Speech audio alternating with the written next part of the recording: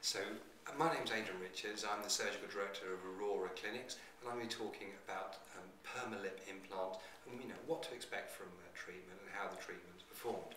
Well, the important thing to notice is that the surgery of the Permalip implant can either be performed on its own under local anaesthetic or can be performed as an adjunct to other procedures. Typically, patients who are having facelifts or other facial procedures may opt to have a Permalips inserted at that time.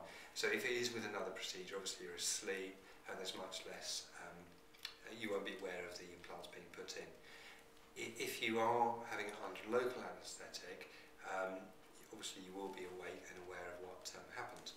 So the first thing we do in a preoperative assessment is obviously take photographs of your lips and discuss with you, how you would like your lips to look. There are three thicknesses of Permalip implant, and we discuss which one was most appropriate for you. Often patients will have different volumes, different size implants, different width implants in upper and lower lip, just depending on their volume.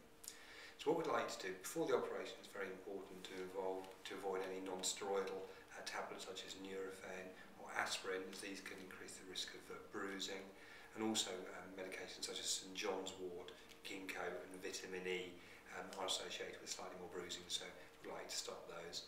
We'd also like you to have a bit of a quiet weekend or a few days before the operation without too much alcohol, just so that you're in the best possible condition for surgery.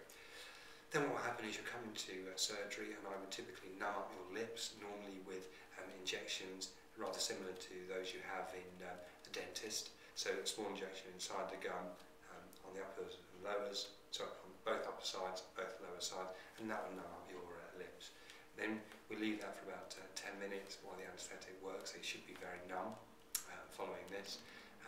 Then we'll clean the whole area with antiseptic lotion, and I'll make a tiny little incision just in the corner of your mouth, make a tunnel underneath the red area of your lip at the junction of what we call the wet-dry border. So the lip is actually composed of the same type of skin, but the outside lip is exposed to the air and it's slightly dry and crusty, and the bit inside your mouth is called the wet mucosa because it's in contact with saliva and it's also slightly more red and glistening.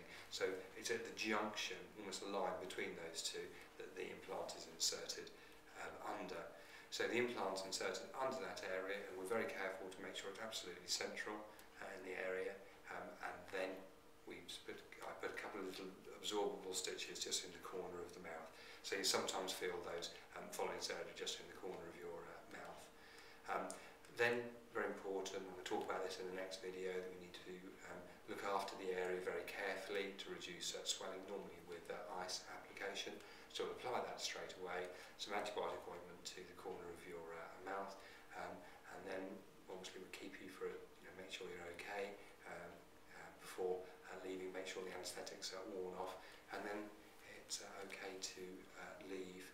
In another video I'll talk about the post-operative care from that point. So thank you very much for listening to the video and watching the video. If you'd like any more information about Permalip or any of the other topics offered from with Aurora Clinics, please contact us via the website, which is aurora-clinics.co.uk, or phone us on 01844 214 316. Thank you very much.